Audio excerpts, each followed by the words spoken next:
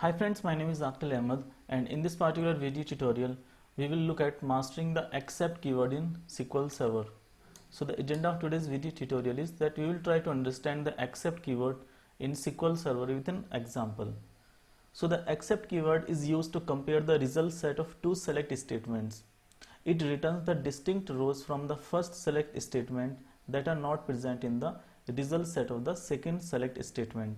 So this can be extremely useful when you want to find the differences between the two data set. So let's take a look at the syntax of the except keyword. So as you can see, we start with the first select statement and follow it with the except keyword, and then we specify the second select statement.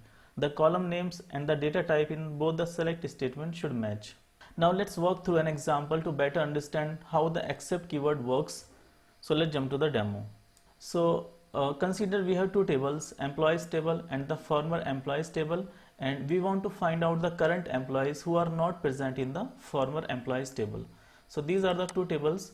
The first table, employees table, it contains the 6 records, and the second table, former employees, it contains the 2 records. Now if I want to select the employees from the first table, those does not exist in the second table, then I can use the except keyword. So how the except keyword can be used? We just need to put the except keyword in between the two queries. In this particular scenario, if you see the employee ID 2, this exists in the second table, and the employee ID 5, this exists in the second table. So these two records, they will be ignored, and rest of the data, it will be selected from the first table. So the except keyword will return the rows of the current employees that are not present in the former employees table. So let me do one thing, that let me copy the select query to select the data from the employees, former employees, and then I can use this query as well. Okay, so let me execute all the three queries together.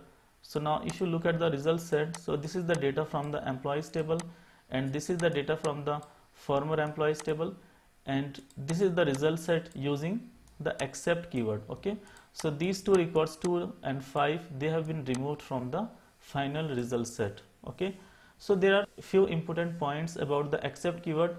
The first point is that the number of columns and their data type in both the select statement must match. Okay, so right now we are using 3 columns, employee ID, first name, last name.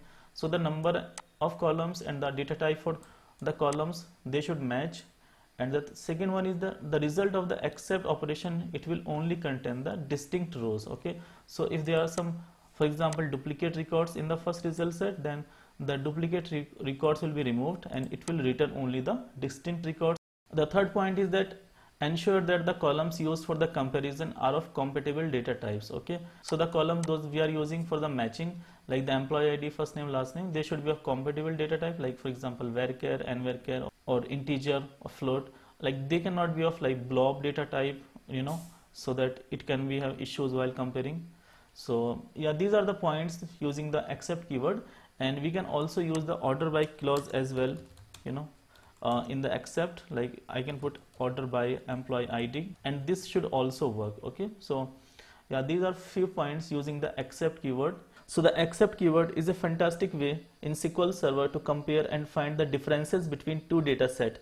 Yes, so I think that's it for today's video, and I will share the create table statement for the employees table and former employees table, and the insert queries to insert the data into those particular table, so that you can test the same thing on your environment as well. Yeah, so I think that's it for today's video. Thank you guys for watching the video, and if you like the video, then please click the like button. Do subscribe to our channel, press the bell icon, click on all, so that you will be notified every time I upload a new video. Thank you so much.